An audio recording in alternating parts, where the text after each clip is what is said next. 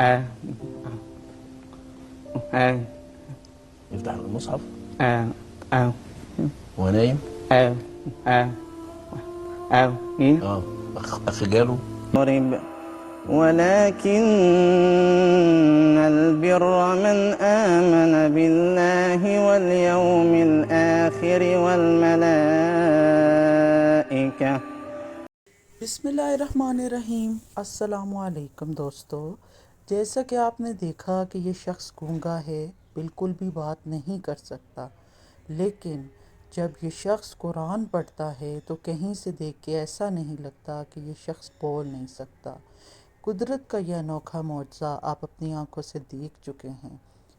जब भी ये कुरान पढ़ने लगता है तो अल्लाह ताला इसकी ज़ुबान खोल देते हैं। सुबहान अल्लाह।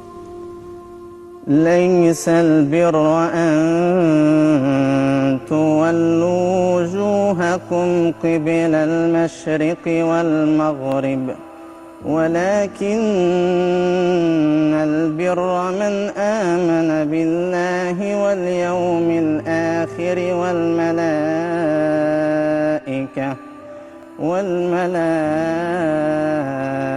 والملائكة والكتاب والنبيين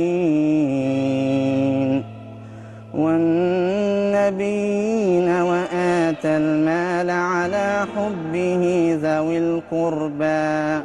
ذوي القربى واليتامى والمساكين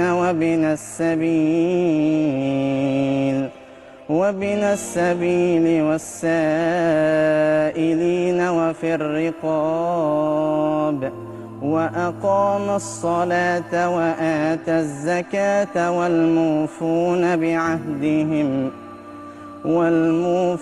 بعهدهم إذا عاهدوا والصابرين في البأساء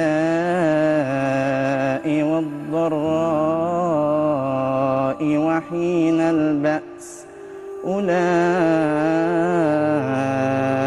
الذين صدقوا وأولئك هم المتقون. دي الآية اللي انت قرأت لك في المنام وبعدها قطع بقى ومشي. عمل له يعني ايه؟ قال له هيبقى في لقاء تاني. مسك ايده.